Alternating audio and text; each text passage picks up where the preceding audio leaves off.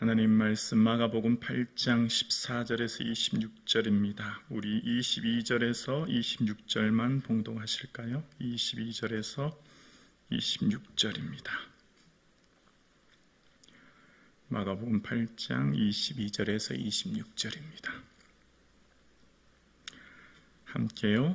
벳세다 이름의 사람들이 맹인 한 사람을 데리고 예수께 나와 손 대시기를 구하거늘 예수께서 맹인의 손을 잡으시고 마을 밖으로 데리고 나가사 눈에 침을 뱉으시며 그에게 안수하시고 무엇이 보이느냐 물으시니 쳐다보며 이르되 사람들이 보나이다. 나무 같은 것들이 걸어가는 것을 보나이다 하거늘 이에 그 눈에 다시 안수하심에 그가 주목하여 보더니 나아서 모든 것을 밝히 보는지라. 예수께서 그 사람을 집으로 보내시며 이르시되 마을에는 들어가지 말라 하시니라. 아멘. 예수님 더욱 바라보시고 또 의지하시는 하루 되기를 주님의 이름으로 축복합니다. 아멘. 예수님은 모든 사람들을 천편일률적으로 대우하지 않습니다. 예수님은 각 사람의 형편과 처지에 맞게 대우하시고 배려하시고 사랑하십니다. 예수님은 우리 각자의 삶의 형편, 아픔, 눈물을 다 아시기에 그 각자 삶에 있는 자리를 사람을 품고 사랑하시는 분이에요. 우리는 각자 삶의 자리가 다릅니다. 각자 주어진 모습이 달라요. 각자 아픔도 다르지요. 고통의 크기도 다르지요. 그렇지만 예수님께서는 그 각자의 아픔, 각자의 눈물을 다 알고 계시고 그에 맞게 품고 사랑하시는 분이신 줄로 믿습니다. 벳세다라고 하는 마을에 이르게 되었습니다. 그런데 여러분, 벳세다에 갔을 때 한 시각장애인이 나와요. 지금까지 복음서를 보면 대부분의 환우들 혹은 장애우들이 본인이 직접 자신의 절박함을 가지고 예수님께 아뢰입니다. 물론 예외적인 경우가 있긴 했죠. 중풍병자는 친구들이 데리고 와서 지붕을 뚫어서 내렸습니다. 그 같은 경우는 본인이 몸을 움직일 수 없었기에 친구들이 이제 데려온 거니까 또 이해가 됩니다.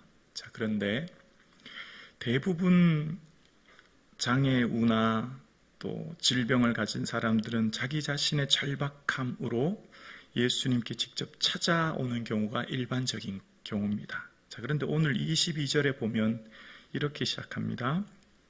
벳세다의 이름에 사람들이라고 시작해요. 사람들이. 자, 맹인이라고 시작하지 않고 사람들이라는 말이에요. 사람들이 어떻게 했다는 거예요? 시각장애인을 예수님께로 데리고 왔다는 거예요. 오늘 이 시각장애인이 예수님께 직접 나오지 않았다는 것은 지금 이 시각장애인에 대한 믿음이 보이지 않습니다. 타인의 손에 끌려서 겨우 예수님께 왔고, 자, 예수님께 왔다고 해도 만약에 누군가가 나를 이 앞을 볼 수 없으니 당연히 누군가의 도움으로 예수님께 왔다면 예수님 저 고쳐주세요 라고 부탁할 수도 있죠. 그런데 오늘 본문에 보면 그 스스로가 부탁하는 모습도 보이지 않아요. 사람들이 데리고 왔고 또 부탁마저도 누가 하냐면 사람들이 하는 거예요. 예수님 이 사람 좀 고쳐주세요 라고 하는 모습이 본문에 나오는 것을 보아요. 본인이 아무것도 할 수 없는 절대적인 절망 속에 거하고 있습니다. 저는 아마 이 시각장애인이 자포자기의 절망 속에 있지 않았나 생각되어집니다. 가족이 아니라 사람들이라는 표현 속에 어쩌면 가족도 지금 주위에 없는 떠나버린 상태라고 보여지고요. 또 이 본문을 묵상하다 보면 예수님이 안수했을 때 시각장애인이 하는 말이 사람들이 보입니다. 나무 같은 것이 걸어가는 것이 보입니다. 이런 뭐 같다라는 비유를 쓴다는 것은 이전에 보았다는 걸 얘기하지 않습니까? 그러니까 저는 이 지금 시각장애인이 중도실명자가 아닐까 생각합니다.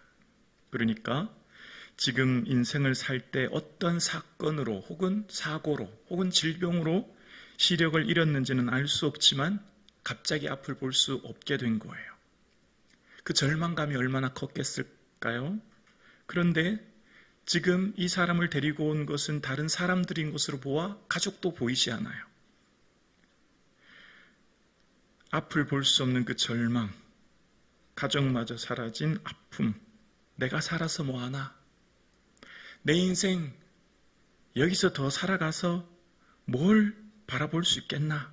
아무런 소망마저 보이지 않은 완전한 절망, 완전한 어둠, 완전한 고통 속에 거하고 있는 한 사람이 등장하는 것을 오늘 본문 소개해요.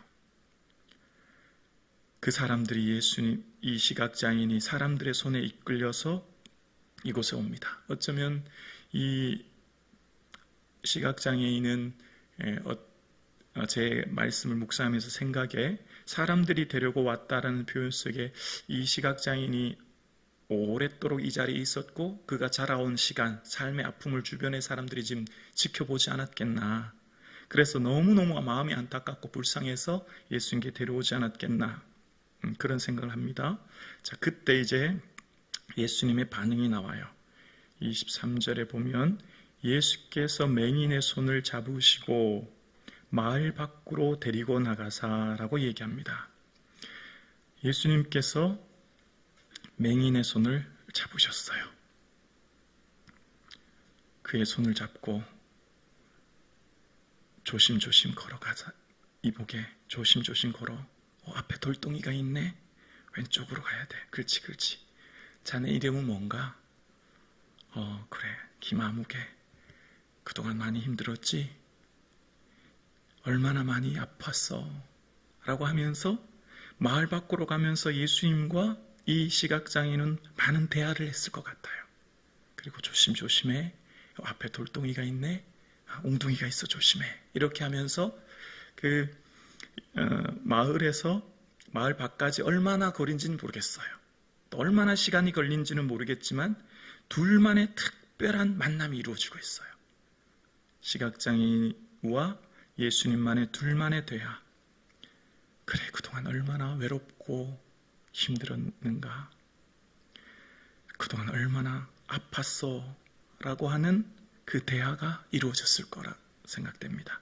그러니까 예수님과 깊은 교제가 이루어지는 거죠. 예수님과 시각장애인의 둘만의 깊은 교감. 그리고 손을 잡고 간다라는 표현 속에 모든 사람들이, 여러분 오늘날도 장애 후 많은 복지나 인권이 향상이 되었지만 2000년 전 장애 후는 거의 그림자 취급하지 않았겠습니까? 무슨 사람 대우나 했겠습니까? 어느 누구도 그를 다가가서 손을 잡아주고 무슨 따뜻한 말 한마디 대화하고 그런 경우가 있었을까요? 처음 느껴보는 누군가의 손길, 예수님 손을 잡았을 때 그 따뜻한 온기, 그리고 주님이 옆에서 친히 걸어가는 길을 안내하시면서 이야기할 때 어쩌면 그 시각장애 후의 육신의 장애, 앞을 볼 수 없는 장애보다 마음의 상처가 더 컸을 것이고 그 마음의 절망감, 그 고통이 더 컸을 텐데 예수님과의 그 깊은 교제와 공감과 이야기 속에서 그 마음의 상처가 어느 정도 회복되고 있지 않았을까 생각해 봅니다. 많은 사람들이 자신을 무시하고 그림자 취급하는데 이분은 누군지 모르지만 내 손을 꼭 잡아주시면서 이야기하시고 말씀하시는 이분을 통해 깊은 인격적인 교제와 사귐의 시간이 된 것을 봅니다. 마치 노숙자처럼 방치된 인생, 무시와 냉대 속에 낮은 자존감과 열등감에 상처투성인 이 인생을 예수님은 보듬어주고 계신 거예요. 예수님은 만나주시고 인격적으로 대우해 주시고 함께 길을 걸어가십니다.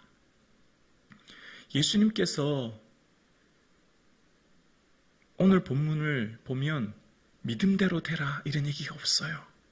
예수님이 대부분 병자를 고치실 때 내 믿음대로 될지어다 이렇게 말씀하시죠. 그만한 믿음도 지금 없다는 거예요. 이 사람에게는 그만한 내 믿음대로 될지어다라고 할 만한 믿음도 없어요. 그 어린 나이와 같은 아주 연약한 믿음, 그 눈높이에 맞춰서 함께 하시는 거예요. 너 왜 믿음 없느냐? 책망하시는 분이 아니에요. 너 왜 이렇게 믿음이 없어라고 뭐라고 하시는 게 아니죠. 각자의 환경, 처지, 상황에 맞게 대우하시고 그 눈높이와 그 낮은 자리에서 함께 걸어가시는 예수님의 모습을 보게 됩니다. 여러분, 예수님은 우리 각자의 삶의 형편을 아시는 줄로 믿습니다. 오늘 이 예배 드리시는 여러분, 내 아픔과 상처는 아무도 몰라요. 심지어 가족도 몰라요. 하지만 예수님은 내 아픔을 다 알고 계신 줄로 믿습니다. 그리고 너 왜 믿음 없느냐? 너 왜 그렇게 주저앉아 있어? 책망하시는 분이 아니에요. 너 왜 그렇게 연약하게 살아가? 왜 이렇게 믿음 없는 행동을 해라고 책망하는 분이 아니에요. 괜찮아. 얼마나 힘들었니? 내 마음 다 안다. 괜찮아. 라고 격려해 주신 분이죠. 그 처지와 상황에 맞게 예수님은 함께 그 보폭을 맞추시는 분이에요.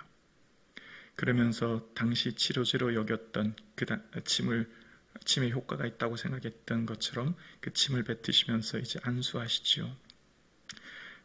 그러면서 그 사람들이 보입니다. 나무 같은 것이 걸어가시는 것이 보입니다. 라고 얘기합니다. 이 사람들이 보입니다. 라고 해서 본문이 끝났으면 좋았을 텐데 오늘 본문에 보면 한 번 더 다시 안수하는 모습이 등장하죠. 예수님이 한 번만의 치유를 못하신 것이 아니라 안 하신 것이죠. 시각장애인을 단계적으로 치유하시죠. 왜일까요? 믿음이 자라나도록. 육신의 눈으로 앞을 보는 것보다 더 중요한 게 믿음이거든요. 예수님이 어떤 분인지 아는 것이고 구원 얻는 것이거든요. 그러니까 지금 점차 단계적으로 그 시야를 밝게 하시고 그와 함께 더 오랜 시간 머물러 있으면서 그와 함께 더 깊은 교제를 나눕니다. 어디에도 등장하지 않은 벳세다 시각장애인만의 특별한 배려, 또 벳세다 시각장애인만의 특별한 경험, 2번 안수해 주시는 그 경험을 통해 어떤 누구도 경험해 보지만은 그만의 예수님에 대한 사랑을 경험하게 된 겁니다. 성경에 유일하게 벳세다 소경만 2번 안수를 경험하게 된 겁니다. 그리고 다시금 밝히 보게 되는 본문의 내용을 기록해요.